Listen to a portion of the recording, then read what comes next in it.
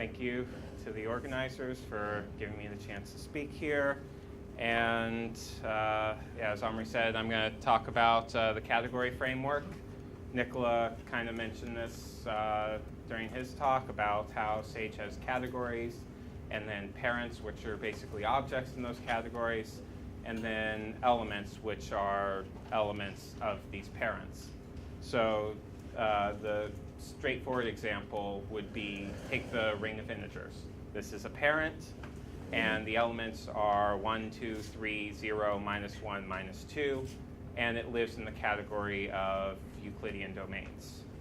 So, and Sage knows all of this, so we can look at the category like so, and you can do this with all of the objects, and you can actually see all the different categories that a particular parent belongs to. So it belongs to Euclidean domains, PIDs, it's an additive, associative, distributive, magma, and blah. There's little bit of verbosity in some of these, but there's quite a number of them, and they have various properties. So there's quite a number of categories like groups, monoids, algebras. Currently in Sage, algebras are assumed to be associative and unital. If you don't want those, there are the non-associative, non-unital varieties. There's modules, graded algebras,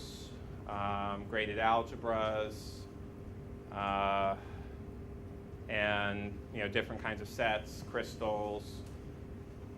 There's quite a number of them, and we're growing them at a pretty reasonable pace now. But the big thing I'm going to do in this talk is actually define a new category of complex reflection groups, and define a new parent, which is going to be colored permutations and the individual elements thereof. But in order to do so, I should actually start with what a class is, and I'm going to just start with a little bit beyond the simple example, which is just sign permutations. And this is just permutation, like it's a normal permutation, but now there's a sign attached to each value. So you can think of it as a deck of n cards where you also can flip the cards upside down. So they can either be normal face down or face up. And so here I have a class for a particular sign permutation, and how I'm going to model it is by a set of signs, pluses and minuses, of length n. Well, I should say a sequence, because the order is important here. And then some permutation, which in this case will be in one-line notation. So basic syntax is class, the name of the class, and then a colon, just like you would a function. But now we can define methods, which are basically functions that act on that particular class. Now, to actually give data to the class at the construction, we have an init method, where the first argument itself, which is referring to the instance of the class, that actual object in memory. And then, all right, I give it a sequence of signs and some permutation. And then I just assign two attributes to this class. So these are this is data that the class actually contains, each particular instance. And then I give it some string representation. So when you go to actually print it on the command line, it will print out a list of signs, and then the list of permutations is a pair. And then I have this method that returns the sign permutation in the usual one-line form with plus minus i's. There in the represented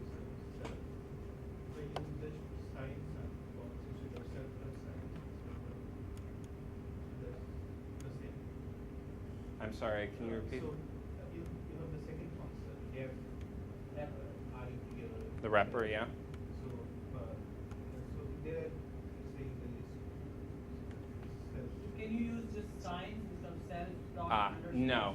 sign? Because within what's known as scope, within that function, it doesn't know what signs is. Signs is only, like this signs here in the init, is only contained within this init method. It doesn't live outside of this function. And so that's why I have to assign the attribute signs to the class. And then that's how I can reference it in the other functions, the other methods of the class. Any other questions? and that's the standard underscore then the name. Well, not to get too much into an OOP course, we want these to be private, so we don't want, in general, you don't want to expose attributes outside of a particular class. That's good programming form, and single underscore signifies that in Python. So, but you can't, but that's not, but you can make things available via tab completion. Underscore says no, it's not. So, all right, any other questions on classes?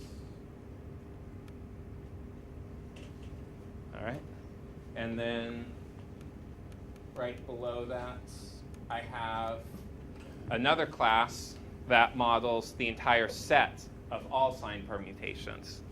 And here I'm just going to take an integer in, and then I'm going to iterate. I'm going to go through one by one and list all of the different sign permutations there are. And how do we construct them? Well, or how do I construct them in this case, is I take the Cartesian product of plus and minus 1 of length n. So that would be, that's my signs. And then I iterate over all of these sequences of signs, and then I also iterate over all permutations. And every sign permutation is uniquely determined by these two things. And that's what I do. I just go through all of them, and I return a sign permutation with the corresponding sign and the corresponding permutation. So now I'll start running this, and yeah. Yes, there's one class for the elements and one class for the collection, the parent. What is the first stop in the Cartesian product? In Cartesian product, it takes an arbitrary number of inputs. And this first star here, this will be maybe a little more, the order of operations of that unitary star in front actually comes last. It comes after that star for the multiplication, but I put parentheses for emphasis here. And so what happens is we have this list of 1 minus 1.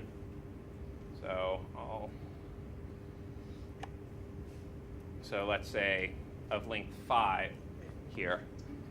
And I'll scroll down. And so, all right, the first multiplication takes whatever's inside and copies it 5 times.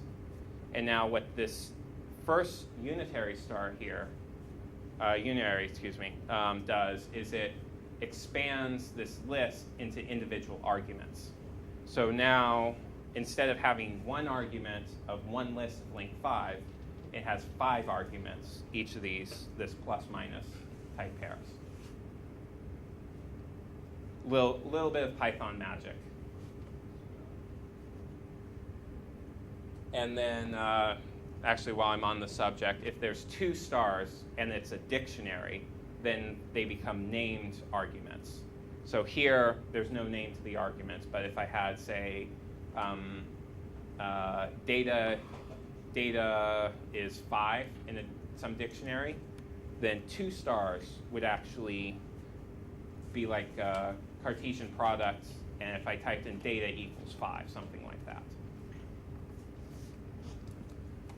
And so, all right, so I've created my classes, and now I'm actually going to construct an instance of my parent. So all signed permutations of length 2. And then I'm just going to loop over all of these and print them out in their one-line form and create individual instances of the elements. So, you know, I have -1, -2, -1, 2, yada, yada, yada.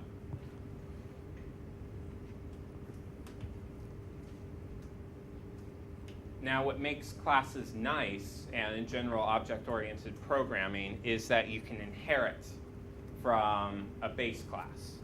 In this example here, I have a class of even sign permutations, and it's going to inherit from the class of all sign permutations. And what this does is it allows the methods, all of the methods from the parent class, to be given automatically to the child class. So here, you'll notice that I haven't defined an init method. And I've actually overridden the iterator method. But in this iterator, I'm actually calling the base class's iterator because I don't want to write it again because I'm lazy. All programmers are lazy, and all programmers should be relatively lazy in regards to doing stuff like this because it makes you program faster and it's considered to be good form and it's a lot easier to maintain code. But so I'm just going to iterate over I'm going to iterate over all sign permutations and just pick out the even ones here. And I do that by just counting the number of minuses. And if the number of minuses is even, then I'm going to print that out. And then, yeah. And so, unfortunately, I can't get this all on the same screen with everyone being able to read it. But there are 8 sign permutations, and now there's 4 even sign permutations. You know, this one has 2 minuses. This one has 0, this is 2, this is 0. And so the number of minuses is even. So can you have a method that's a class? No. You can have an attribute that's a class. A method is a function. But it can be nested inside. Yes, you can have nested classes. Python is slightly temperamental about nested classes. For the most part, it's okay, unless you're doing a lot of stuff with pickling and have multiple nested classes. There's a little technical error, but for like, if you're doing code for math and you're not doing like some crazy server communication, you're okay. We actually do this a lot in Sage with nested classes. Yes. Methods are functions inside of class that are defined on a particular class. And actually, what is considered to be the best practice for class, if you want to have a class inside of a class, you should well, we'll see an example in a little bit, but you should actually define the class outside and then just reference that class on the bigger class that you want. That's considered to be good programming practice as far as I know. But also inside the class. Yes, you can. Yeah, you can just define it inside the class, but as I said, this can have subtle, very technical errors, but you have to be doing something somewhat ridiculous where you actually care about all these little technical details for that to even come into play, I would. So now I'm going to actually define a class of p-sign permutations where instead of it being even, it just has the total modulo p is 0 of number of minuses. However, here I need to also take an additional argument of this value p. So I need to override the init method. But in doing so, this doesn't automatically call the init method of the base class of sign permutations. So I need to explicitly do this in order to set the underscore in attribute. Either that, I'd have to explicitly set it here. But generally, it's good practice to always call the init method of your base classes.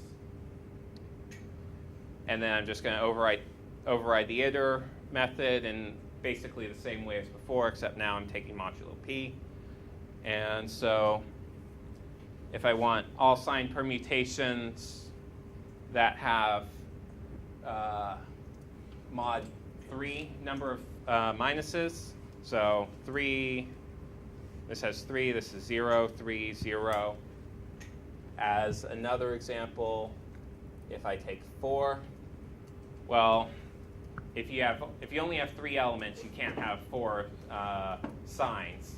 So you have to have 0 minuses, and those are the only things you can do. And there's another way to do, or another example there.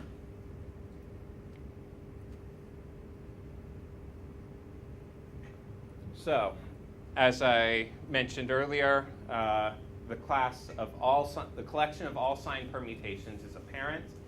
A specific signed permutation, like 3, 1, minus 2, let's say, is an element. And these are sets, or the collection is a set of all signed permutations.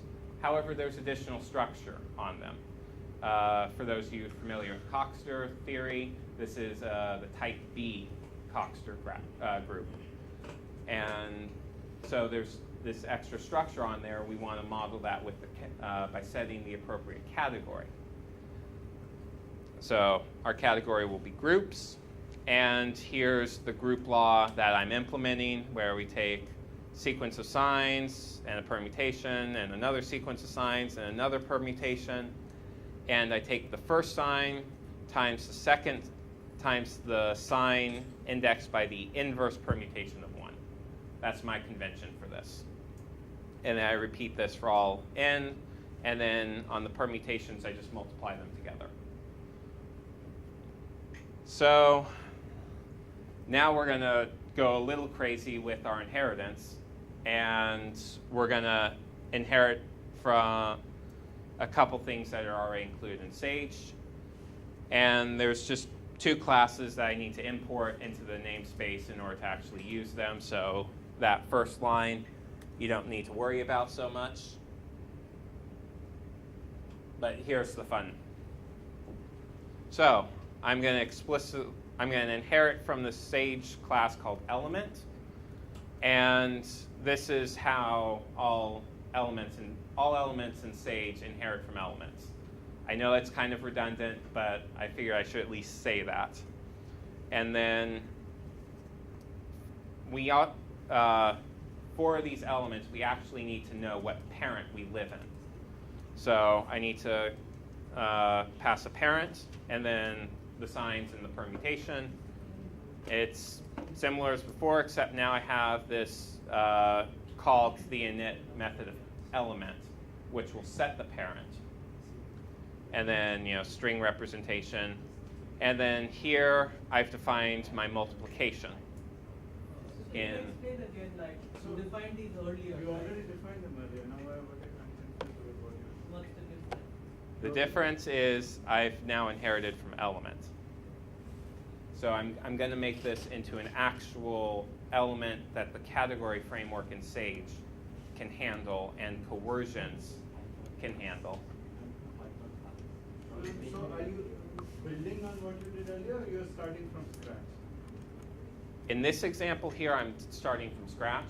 I could inherit from earlier and have inherit from both of the classes, from the old sign permutations class and elements, and my init method would be sign permutation.init. I'd call this, sign permutations 2, let's say. And then I inherit the elements, and with this, I wouldn't need the repr, but I'd still need to define the multiplication. So you could just inherit, you could say element, comma, say. Sign permutation, and I should call this a different name to avoid potential conflicts. So then you want to say that this is a member of groups or not? I'm a little confused. The elements don't know, how do I want to put this? The parent is the one that sets the category information. The element gets all of its category information from its parent. So that's why we get the parent as the init. We pass it to the init, and we pass it to element, which then does some black magic to which we'll see in a second, the effects of this magic. And then here I have a class of sign permutations, that's a parent.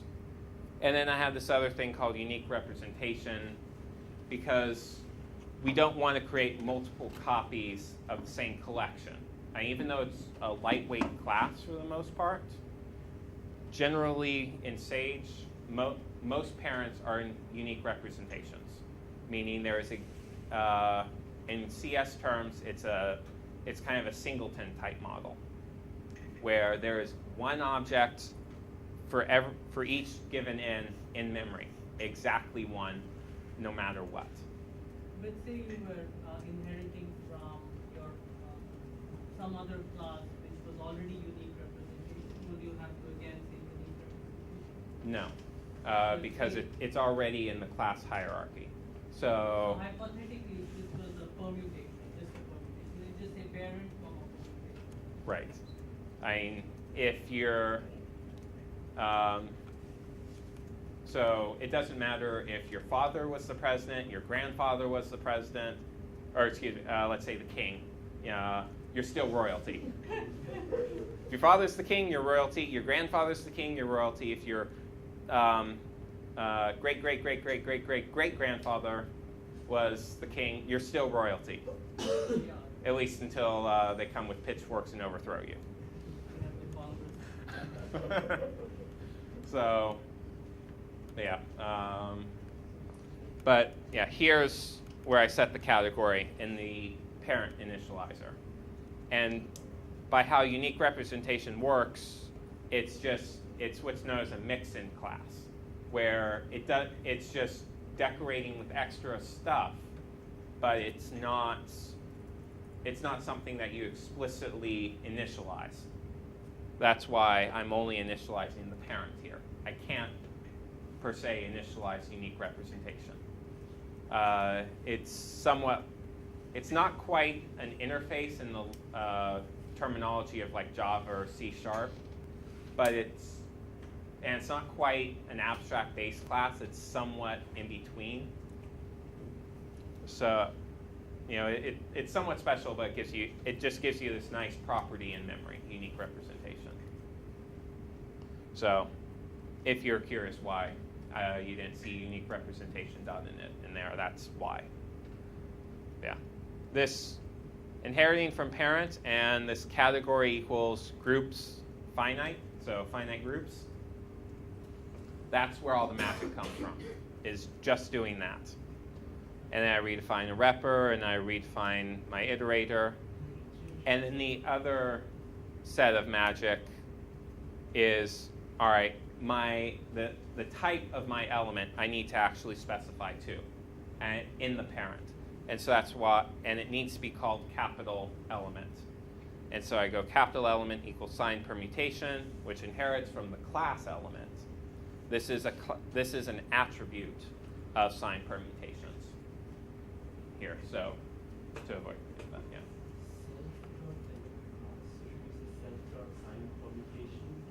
No. How does it know what's there? The parent actually creates this attribute element class, and that's what you want to use. Because what happens is the category is kind of like an abstract class. It has a bunch of extra methods that it gives to the parents and it gives to the elements. So let me do an. But presumably it will be yielding a signed permutation, right? It will be yielding something that is essentially a signed permutation, but it has this extra data that the category gives it. So, So how does it well, know well, that it must black be- magic. So because when- Well, the element, this element class, that it's yielding, this is a particular class here, element class. It's signed permutation plus some category black magic. Oh, okay, so that last line tells you that it's signed permutation plus. What, this one or, yeah, The this is permutation, I saying, see the name of the element. yeah, this is, you explicitly set it here, and then the category framework takes this attribute, capital element, and transforms it into this element class, which is what you want to actually do in your That's a methods. Special attribute. Yes, You don't want to have anything else called element. at least at the class level. So, you know, this self._n is an instance attribute. This capital element is a class attribute. So as long as you don't override the class attribute, well, you should be able to override after you initialize the category through parent.init. Then it's okay, should be. But I still wouldn't do it anyways. It's an attribute that is assigned during parent.init. Just like it's exactly similar to like what's going. Oops, I scrolled too far. What's going on here, where okay, n gets transformed into self._n, which I could call somewhere in here if I wanted to. So it's being set by the initializer further up the chain. So those arguments you pass to element class, those get further past the init of the parent class, right? No, of the element, which is just signed permutations. Which is just a pass. Yeah, it just gets passed right here. So, this self here is the parent, which gets put as the first argument. Yeah, C is signs, P is perm. And so the black magic that I was talking about means like the parent of all sign permutations. I didn't define anywhere this method called cardinality, but now the category has actually defined it. And so I get it for free. In fact, I can get a lot of things for free. So cardinality, I can get the Cayley graph for free. And I get like J-classes, semi-group generators, the rank of the group. All of this comes from the categories. And it comes just by doing parent.init category equals the appropriate category. So let's create the identity elements. I'll call that X.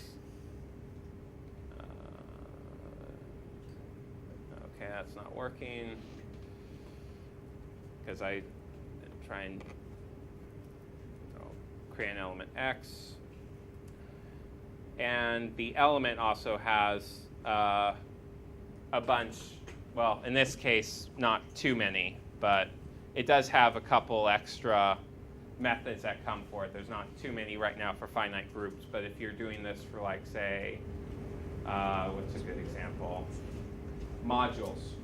There's a lot of extra methods that come with, or vector spaces that come with the elements that you can do that comes from the category that you don't actually have to define or even figure out some crazy inheritance scheme to work out. No. Yeah, it doesn't work. Anyways, so yeah, I can, and here I'll just demonstrate, oh look, I can multiply this element, -2, -3, -1 with itself, and I get -3, 1, -2. If I put it in one-line form.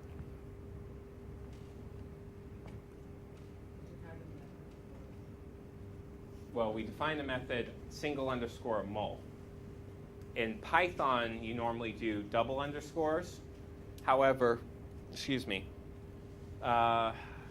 there's coercion in Sage that says, all right, I have element A, element B, and they may not necessarily belong to the same parent, but I can transform them to the same parent. And once they're in the same parent, then I call the single underscore operation. In this case would be mul. I've defined no coercions here. I could define some, like there's a natural embedding of the symmetric group in here, and I could say, I could define a coercion from the symmetric group to sign permutations, where I just say, all right, take the sign of all ones, and then if I define this, then I could actually multiply the two together, and it would take care of, it would convert the permutation. If I multiply the sign permutation and a normal permutation, Sage would then lift it up into sign permutations and then multiply them together. All right, so now some more math. We can define sign permutations as this wreath product of the cyclic group of order 2 with the permutation group, which is how I've modeled this. That's why I chose this particular format for sign permutations, because we can generalize this to colored permutations, where we instead take the wreath product of Cm, where m is now some positive integer, with the symmetric group. I'll denote it by Pmn. And that's all fine and dandy, but there's more structure than just, all right, it's some group, it's some finite group, but this is an example of what's known as a complex reflection group. In particular, it's GM1n. This is it's the one infinite family of finite complex reflection groups. And colored permutations are just the p=1 case. So there's a lot of additional theory and structure for complex reflection groups beyond just regular normal finite groups. So let's create a category for complex reflection groups, because Sage doesn't currently have that implemented. There is a ticket on that, so you can go find that if you want. Someone out there has code. And there is code existing, but not. Yeah, quite a lot of code, in fact. But it's not in Sage right now, and I'm just going to do a nice minimal example here. So complex reflection groups have this statistic, if you will, called degrees, which is just, it's a sequence corresponding to invariant subspaces. But you can just think of it as some tuple of data. However, it satisfies this relation here where Q is some indeterminate, where this product from 1 to L of Q plus the ith degree minus 1 is sum over the group of Q to the dimension of an invariant subspace, of a fixed point subspace that this group naturally acts on. And so I'm going to call this polynomial that we get the fixed point polynomial. But because I can't compute degrees of a complex reflection group, I'm going to say, look, I'm going to require you to implement a degrees method in order for this to actually work. So here's my category.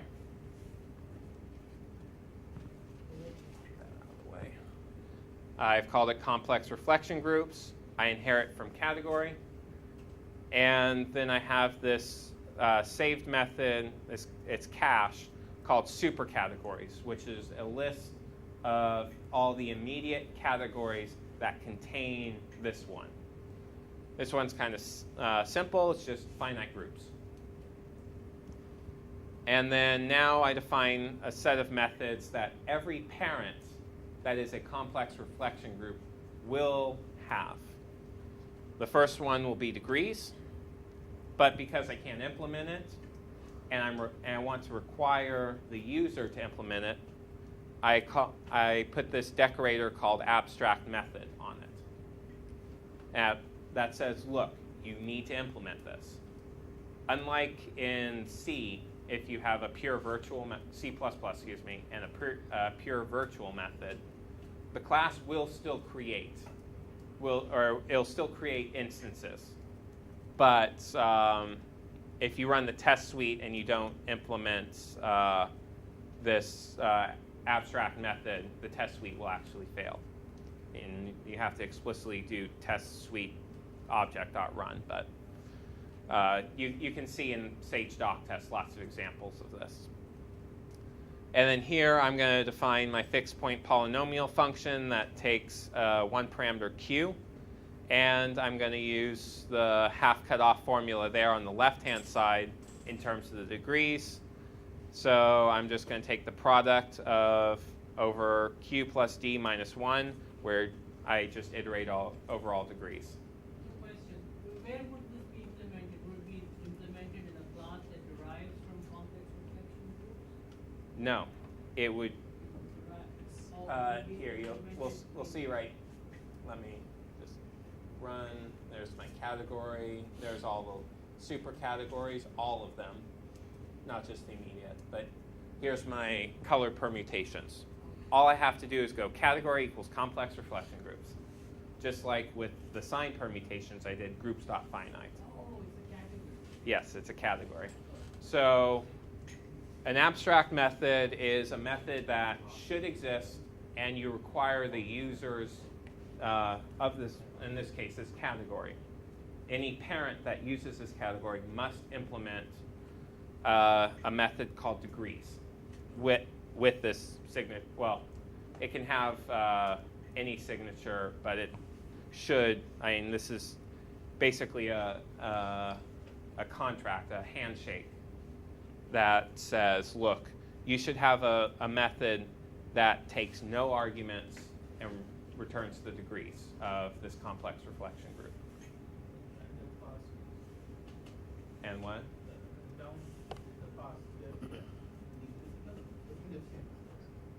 pass. The pass just is there. It's a placeholder because there's no code. Normally there'd be a doc string there. This is a Python thing that says, all right, if you don't want to have any statement in there, then you just do pass, and it's a way, because Python works on block indents, and it would be a syntax error otherwise. It's a special little Python quirk. Any other questions on the category while I'm here? All right, so now we're going to do all colored permutations. Again, parent unique representation. But here I take two parameters, m and n, and I store those variables, and I set the category just as before. I give it a string representation, and because it's a Sage object, I only define it with a single underscore repr, because Sage can allow you to do some special string pre-parsing. So, just like with the multiplication, because the Python double underscore mul handles all the coercion framework stuff, and that's why we define a single underscore mul, so it will, coerce stuff properly. We do a single underscore repr in order to get this potential special string processing to go correctly as well. And I have my iterator just as before, except now I'm taking n copies of the cyclic group of order m, but still it's basically the same method. And then I implement a method degrees, where if it's the symmetric group, which is 1, 1, n, g11n, so for m equals 1, then the degrees are 2, 3, yada, yada, yada, up to n. Otherwise, it's m 2m, 3m, up to n times m. And that's the other set of degrees. And then I would do elements, and if I was a little less lazy, I would create another class called color permutations, but I didn't feel like copy and pasting it. And instead, I just do a slight abuse by doing element equals sign permutations, and it's a slight terminology abuse, but how you'd actually would define it is you define colored permutations and then have sign permutations inherit from colored permutations. That would be the proper way to do it. You usually want to go from general to specific because you usually have more methods for the specific instances. So there's my instance of all. I'm going to do 3 colored permutations of size 2. And so I can get the cardinality, which in this case will be 2 to the 3rd times 2 factorial, which is 9 times 2, which is 18. 3 to the 2. Oops, sorry, backwards, yeah. M, in general, it's m to the n times n factorial. And then, all right, let's look at the degrees, 3 and 6. And here's my fixed point polynomial. I have 1 degree 2 elements, 7 degree 1s, and 10 degree 0s. And because we're summing over the group, the fixed point polynomial evaluated at 1 should be equal to the cardinality of the group, which it is. And we can do all sorts of other things with this, but at this point, this is the general idea. If the category is already there in Sage, that's great. And then you just create the parent, set the appropriate category, which is, that's one thing you have to do. And then I should scroll down just a little bit.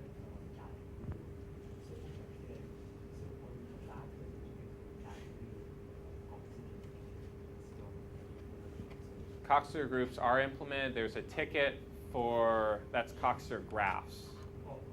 The one you're thinking of, I believe. There's also a ticket that is for improving the parent Coxeter groups and setting a better category, setting when it's a finite Coxeter group too, but that's something different. Nicola, I think I saw your hand up. It was just asked to repeat the question. Yeah, it was about the ticket on Coxeter groups, but no, there's already a category. There's a category for Coxeter groups. There's a category for Weil groups, and the finite variance thereof.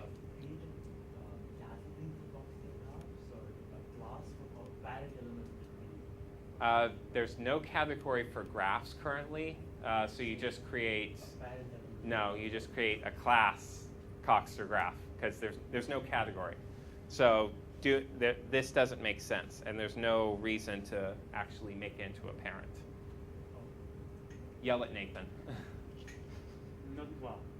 Or just categories are useful when you have really an idea of having elements on a parent. When you speak of a graph, it's not necessarily a parent, it's not really an element. We have just a plain hierarchy of classes, just usually what is natural.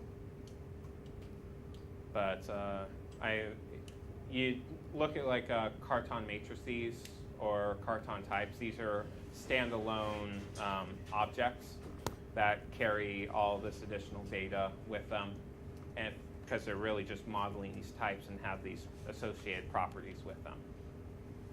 But you would want a parent, say, if you want to enumerate stuff. Yeah, because there you have elements. That stuff that you're enumerating is elements. But and you also other reasons for wanting things to have parent classes.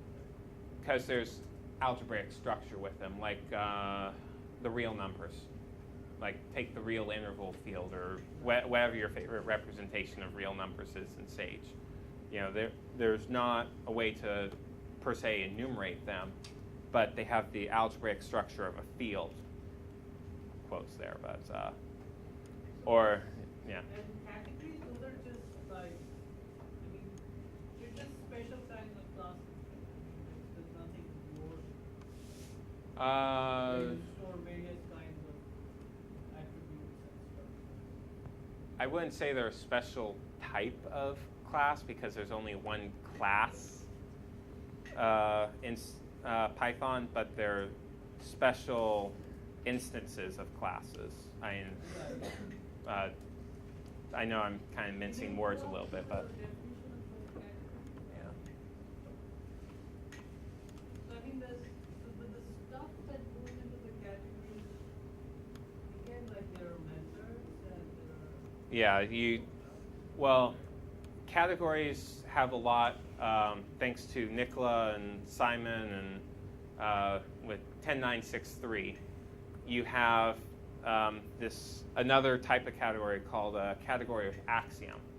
And like, for example, groups, there's axioms you can put on them: finite, semi-simple, well, I guess I don't know, but you know, there's various types of, you know, additional axioms. Or like with algebras, you have associative, unital, commutative, you know, and all right, you know, I could, if I did some, well, let me just actually do some examples.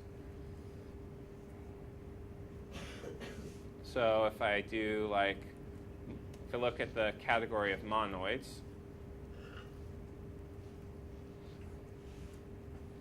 you can see there's a bunch of the axioms right here: associative, commutative, distributive, inverse, subobject, you know.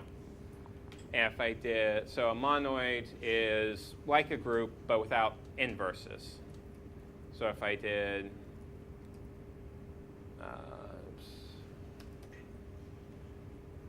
the category of monoids, and I said, look, I want inverses as well, I get the category of groups. But now let's look at finite monoids. And I add inverses. Then I get the category of finite groups. And these axioms commute with each other and allow you to, you know, kind of define these chains and do it in potentially a natural way. Suppose you want to define the category of finite, You start with groups. Well, you can start with monoids. You can actually start with semigroups and add, or you can start with magmas and add associative and like magmas. Yeah. So, all right. Let's start with magmas, and let's add. Okay, it doesn't have inverse. Yeah, I would need an identity. So, all right. Well, let's do finite first. Actually, it'll probably be unital. Yep. And then inverse. And then commutative. But it doesn't know that. Associative. Oh. Yeah. And then you can also do stuff for like tensor products and Cartesian products and sub-objects and quotient objects, and what else am I missing here? So will it say some problems also, like if I start with ring, finite, division ring, it will say Steve? Yeah, do it. It's Yeah. very interesting. Finite And and division means inverse. I don't. No zero divisor. Oh yeah. No zero. No, just no zero. Yeah. No zero. No zero rather than non-zero. No zero. Oh, no zero. Add commutative. And- wait, no. Do I need commutative? No, you don't. No, it should be a zero. It should be. Yeah, well, no. It's just finite and no zero divisors. Wait. Please. Oh, You can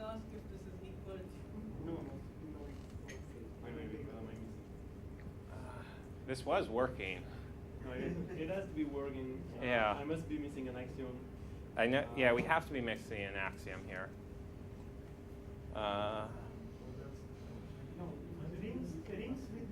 Rings. Or division rather than Unity, zero. unity. Yeah, it has to be a division ring, not So inverse. a division.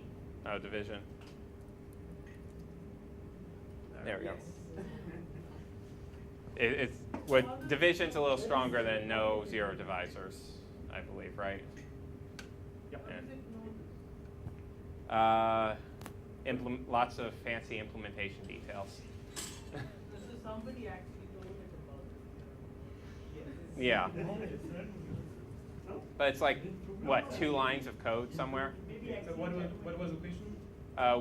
How does Sage know this? Oh, bring out rings.division.extra supercategories. But you told it, right? It didn't figure it out. Maybe Yeah. Yeah. It's not that smart yet. yeah, it means Rings divisions, extra supercategories, or you want the finite as well? Let me pull it up. It's in the neutral place. No. Yeah, it's in division rings.finite, sorry. Dot what? So, yeah, division rings Division rings and dot finite extra supercategories. Yeah, if I can spell. finite with capital F. It's the next. Yeah. So I'm just saying that if you have a division ring and it's finite, then it's commutative. And then repeating it together all together, you get that it's appeal. So, can you, this is a question, can you put it up on Sage Day's website? Yeah. Yeah. Really need it. Oh, any other questions?